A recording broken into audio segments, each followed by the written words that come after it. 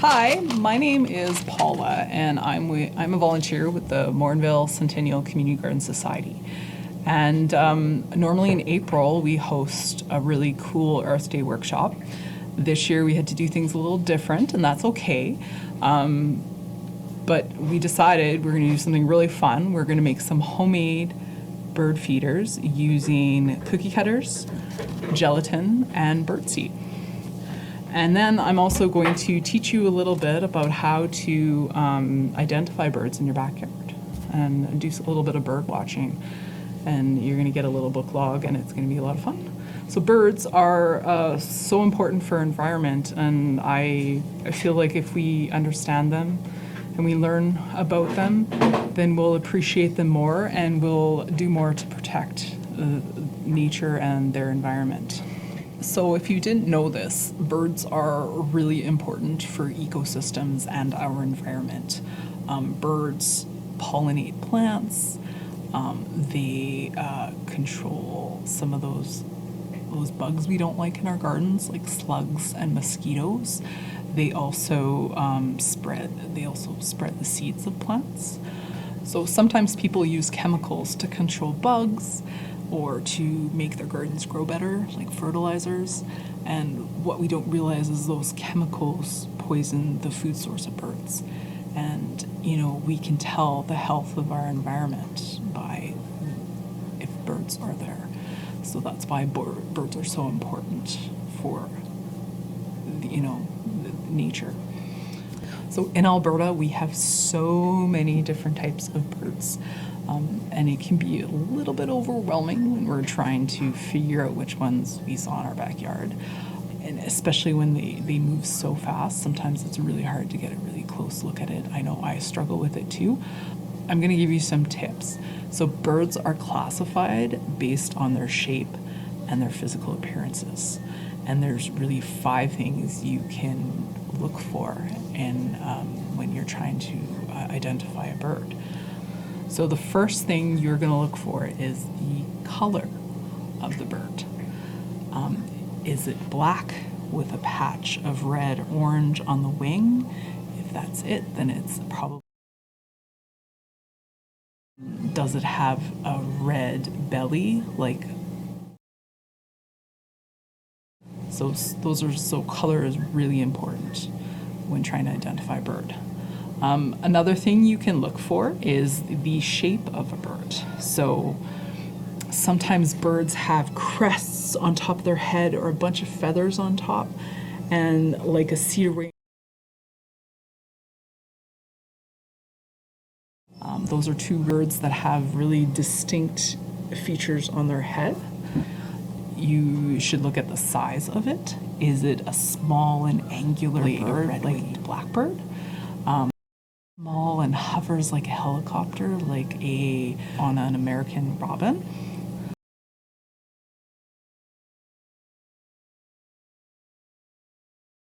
Some of the other things you need to look at.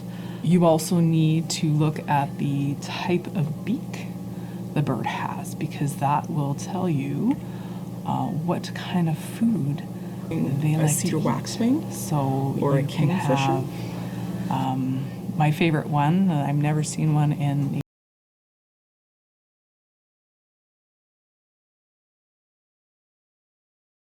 is you love eating seeds. Tree swallow from cones, or is it cones? Pine cones. Ruby-throated filter feeder that have really long legs, like a killdeer. So those are some, but that's kind of neat to see. So really have a look at the beak, and that will tell you what type of food the bird likes to eat. Then another thing you want to think about is the habitat. Where do they live? So is the bird you're seeing swimming in water? If it's swimming in water, they're crossed, and those guys. Is it clinging to a tree? Some are for insect catching. like a flamingo, which we don't have here in Alberta. To think about, that's pretty cool when you're trying to figure out what kind of bird you have in your backyard. Beaks, which we don't have here in Alberta. And then if you're really up for the challenge, scavenging beaks, every bird has its own song or call that they use, and bird watchers will use that to identify the type of birds. So for me, when I hear this sound, and this is an American robin, and it's probably a duck or a goose or a swan. For sure it is spring, so I can't wait to hear the robin. And when I'm camping, I will hear this bird. So that's or a song, and it will be the black-capped chickadee. I know by hearing this call or the song that there's a black-capped chickadee somewhere in the trees where I'm camping. And if you're really interested in learning more about birds, I recommend getting some books. So some of the books I have that I use at home is this book. It's a field guide to the birds of North America. And this is a really great book. It has all the birds. It has, it even has like kind of their migration patterns, where they're found, the family that they're in. There's even a quick guide on the side to tell me the family, especially if I'm looking for a woodpecker. Then I just go down to the woodpecker and it tells me the page to go on. This is a really great book, birds that I was looking. I found this little map thing at the store, and this is Birds of Alberta. So this kind of shows me all the really common birds that, not all of them, this is only just a little snippet of all the birds that you can, and ducks, that you will find in Alberta. So that's something else you can, I think this was $7 at Canadian Tire, that can help you identify birds. Another tool I always have handy wherever I go is a good pair of binoculars, because sometimes they're really far away and you need to get close up. You need to be able to see a little close up so you can see the feature, like their cross-billed or their type of feet that they have, or even some of the colors on their throat. So I always have a pair of binoculars in my vehicle and at home ready to be used. So you guys got this really cool birdwatching journal, and so you guys can see what you see in your backyard. You can put the date, the time, the location. Those are all really important when you're trying to identify the bird, because remember, habitat is really, birds live in different types of habitat. And then if you don't know the bird type, then draw a picture. Draw whether it's big or small, the colors that you saw. Did it have really long skinny legs? Did it have really big wings? Did it have that cool crest on its head, like the cedar waxwing? And then, have fun with it. See how many birds you can see in your backyard. At the back of it, it gave you some little bit of hints on some of the silhouettes. The shapes of the birds will give you kind of an idea of what family they're found in. And then I also included some common birds that you'll see probably in your backyard, or that you see around when you're driving in your vehicle.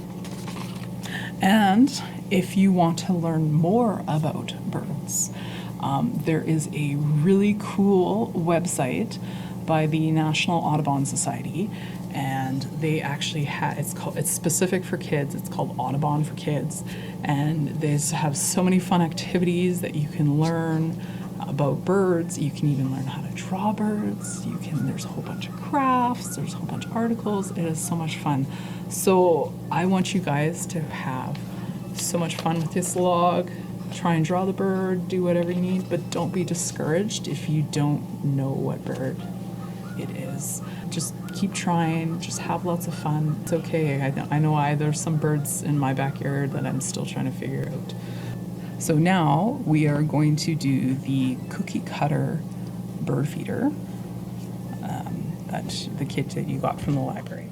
So in your kit, you are going to get bird seed. You're going to get 2 cookie cutters. You're gonna get a little bag of gelatin. You're gonna get some parchment paper. You're gonna get 2 pieces of twine. You're also gonna get a birdwatching journal. Then from home, you are gonna need a measuring cup, some sort of mixing tool, either a spoon or a spatula. You're also going to need a bowl to mix your birdseed in, and then you're going to need some sort of tray that you're going to put your cookie cutters on, and so that they have time to set. So what you're going to need to do is you're going to need some hot water. Remember I said really hot water, because it's going to dissolve the gelatin.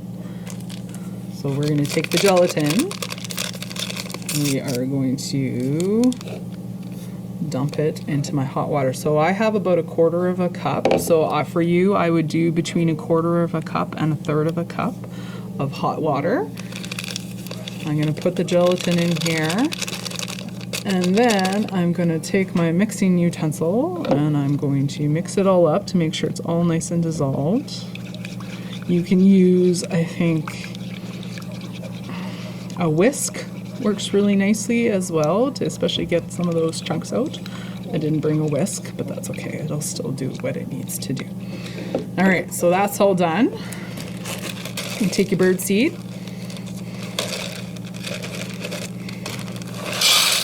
And pour it in your bowl. And then I am going to pour the gelatin on top of my bird seed, like so. Make sure I get all the goop, the good goop, and then you're just going to mix it. Make sure it's nice and mixed really nicely. If you have extra bird seed, I think I would go with this. I would go a little bit less. I would probably go with 1/4 of a cup of water, and maybe even less. You got 1/4 of a cup. See, that's nice and mixed. So next is you're going to grab your tray. You're going to put your parchment on top of your tray, and then you're going to grab your cookie cutters, and you can put them whichever way you want. It doesn't really matter. And then I would grab a spoon, and I would just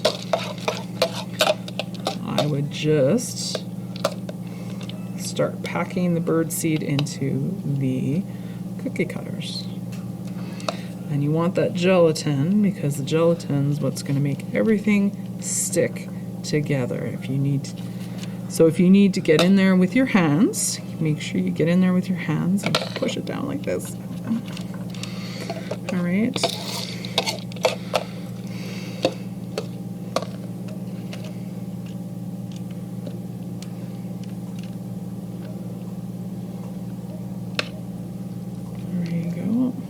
Now, if you find you have a lot of liquid at the bottom of this, if you maybe add some more bird seed, if you have any extra at home, and if you don't, then don't worry about it.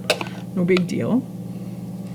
So pack this, make sure it's nice and packed. One thing I did forget to mention is you are going to need something to poke a hole with. So you're going to either need this is a chopstick or something, or a straw works really well. And all you're going to do is this is going to help poke a hole so that later, after it sets, you can tie the string and hang it. So here I'm going to poke this hole kind of in the middle so it has lots of stuff around the edge and it's not going to fall off too quickly. Make a big hole and it'll set, and don't worry. So now, and if you have extra stuff like this, you have 2 options. You can either ask mom and dad for another cookie cutter and make another. You could probably get a couple out of these guys. Or you could do freestyle it. Let's see if I can freestyle it. And you can just make a big pile on your tray like this, all the bird seed with the gelatin.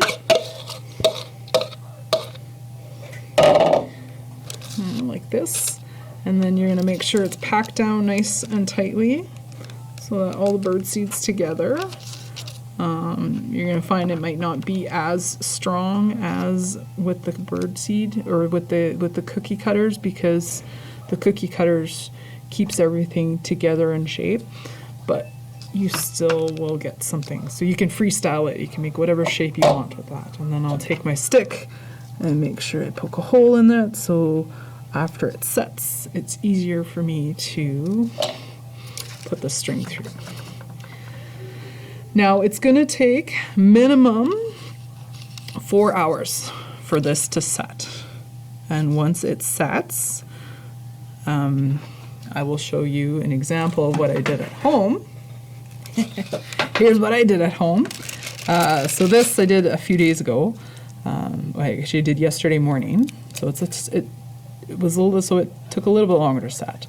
But this is, I tried to keep the same shape. So all you're gonna do, and you'll notice that the hole is there, but there's still there's a little bit, it's not quite through. So this is, I will just take the pole up and make sure I can poke all the way through that hole that I made earlier, and then I just gently take them out of their mold.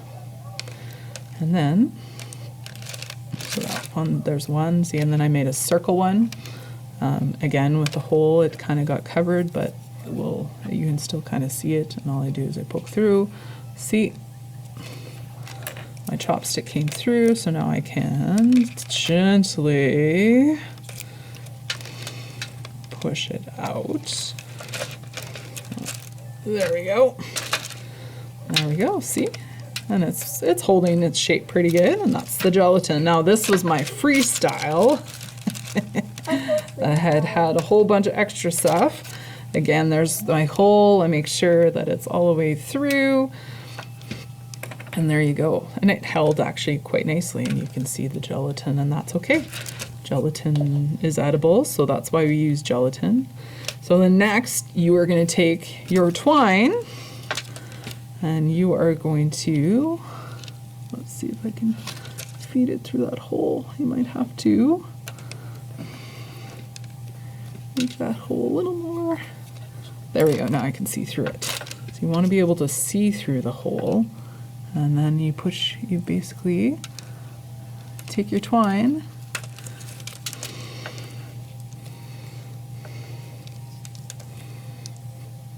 and you put it through the hole, and then you tie yourself a knot on top, like so.